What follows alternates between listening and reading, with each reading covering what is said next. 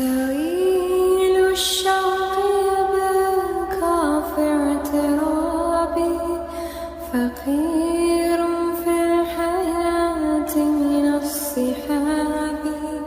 ومن يأمنك يا دنيا الدواحي، تدوسين المصاحب في التراب.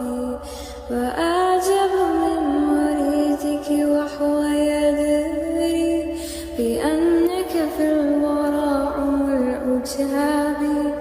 ولولا أن जो इस दोनों किरदारों को समझ आई वो सैयद अबू आला मौदूदी रहमतुल्लाह अलैह हो या इमाम खुमैनी रहमतुल्लाह अलैह हो कि इस्लाम सिर्फ बातों के साथ जिंदा नहीं रहता। تريل الشوق يبكى في اعترابي، فقير في الحياة من الصحاب. ومن يأمنك يا دنيا الدواحي، تدوسين المصاحب في التراب.